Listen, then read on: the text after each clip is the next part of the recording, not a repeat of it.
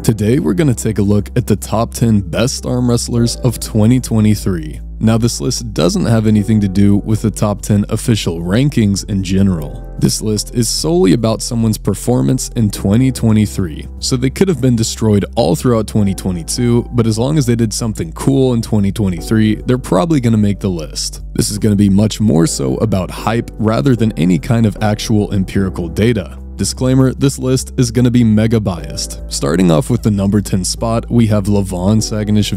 Now 2023 was probably the worst year Lavon has had in a while. He ended up having a war with Hermes Gasparini at King of the Table and lost 2 rounds for the very first time in his professional career, ending his never lose a round streak. After this, he injured his wrist flexor tendon and still has not had a match since then to this very day because he is rehabbing that injury. So 2023 was not Lavon's year, but even still, Lavon was the number 1 ranked guy throughout that entire period, which is kinda cool in of itself. If you can have a terrible year and still be number 1, that means you're pretty good. It just didn't feel right to not have Lavon on this list. Moving on to the number 9 spot on the list, we have Jon Moxley. Now Jon didn't have the same winning streak he had for a while there, but he did a few things that really impressed me. He did end up losing to Araish at East vs West, although he did take full hand control in that match and just barely ended up losing with a score of 3-2. Jon likely could have won that match, and he is nearly 60 years old. That's just insane. But the main reason I had to put Jon on this list was because of his match against Alexei Vovoda. Throughout the build-up to that match, almost everyone thought Alexei was going to destroy Jon. Alexei was posting crazy videos of him lifting entire houses with only his bicep.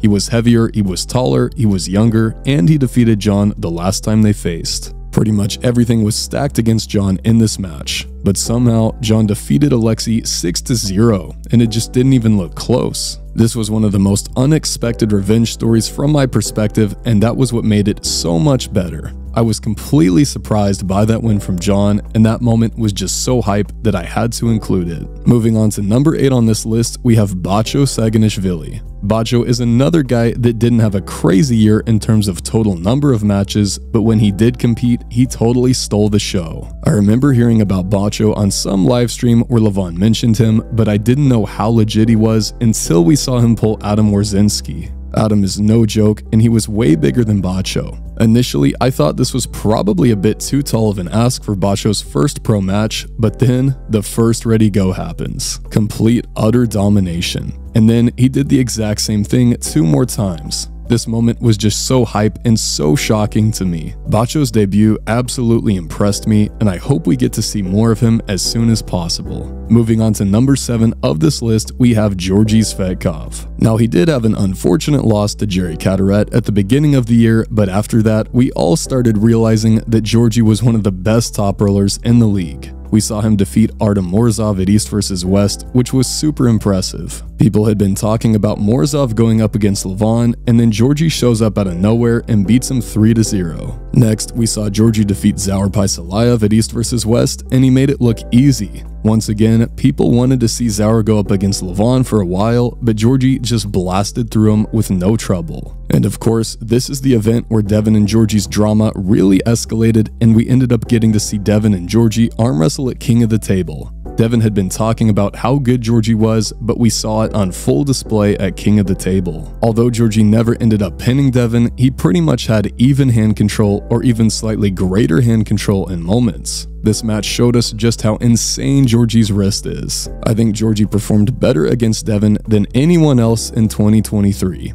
Except for one guy, but don't worry, he'll be on the list. Moving on to number 6, we have Irakli Zarakishvili. Irakli is just a great puller in general, but he did 2 things in 2023 specifically that hugely impressed me. Firstly, he defeated the greatest arm wrestler ever in Jon Moxley. And something that was so cool to me about this match was that Irakli didn't just win it by being way stronger than Jon. If Irakli had simply controlled every aspect of the match and won easily, that would have been cool, but the way that he did it I think was way cooler. Jon actually took full hand control in this match, but Irakli just wanted to win so badly that he pulled a flop press out of nowhere and managed to claw his way back to victory using this press that I didn't even know he had. Maybe he didn't even know he had it either. Regardless, he managed to somehow come out on top. This is one of the best matches I had seen in a long time. And then later that year, Irakli ended up defeating Rustam Babayev, and I have to be honest, I was a little worried that Rustam might just be a little too much for Irakli in that match. But Irakli proved that he is one of, if not the very best puller in that weight class. He looked so insanely strong in this match, and it was a 3-2 final score, making this victory from Irakli one of my favorite moments of the year. Moving on to number 5 on this list, we have none other than Gennady Kvitvinya. Now, Gennady is a great puller in general, and he did have some impressive victories over the year, but of course, there is one victory that stands alone, and that is Gennady's victory over Devon Laritz. I think Gennady was genuinely the huge underdog going into this match, but he showed that his desire to win was off the charts.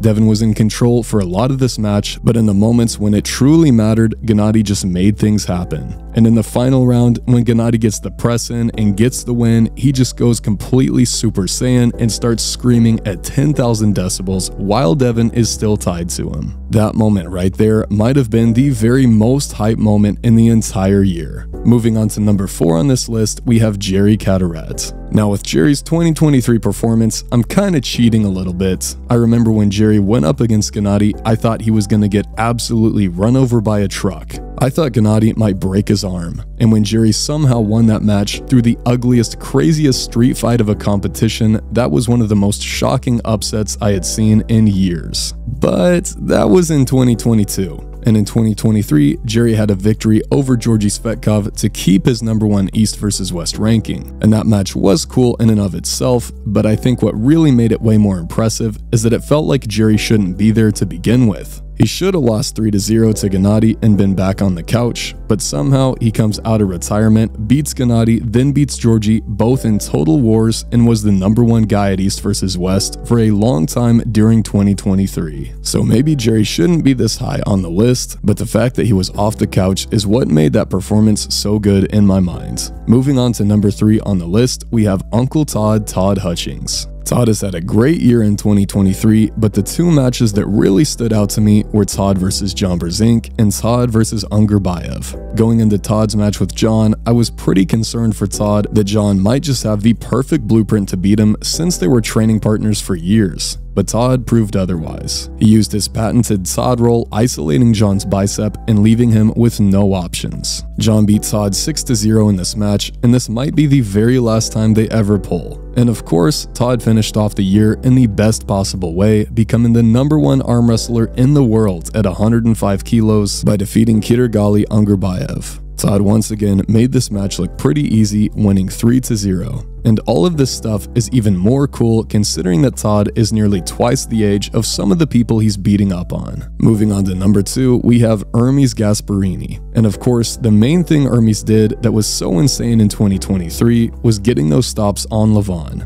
Not only was Hermes the very first guy to get a legit stop on Lavon in years, and the very first guy to get a win on Lavon in years, but he did it with a flop press. Just like with Irakli, I didn't even know that Hermes could flop press like that. I did know that he had an offensive flop press, but this was an ugly defensive flop press. Not that a pretty flop press exists, but this one was even uglier than normal. And it really looked like Hermes was gonna pin Lavon if they had running fouls. This match showed us that Hermes' arm power is just on a whole other level. And of course, later Hermes also managed to destroy Jerry Cataret 3-0. He put on a technical clinic for how to beat Jerry. He didn't let him slip, he controlled his pronator and top rolled him out of the strap. Jerry just looked confused in this match. Now Hermes did have an unfortunate loss against Devon Laritz, but that's just a terrible style match for him. And finally, he defeated Vitaly Laletin at King of the Table 4-2, finishing off the year with a bang. And of course, the #1 guy of 2023 has to be Devon Laritz. For whatever reason, Devon just went nuts in 2023. He had a match like every other weekend, and he was undefeated the entire year except for his match with Gennady Kvitvinya. And I may not be remembering everything, but off the top of my head, I'm thinking that Devon may have not even been pinned this year on the right arm other than Gennady.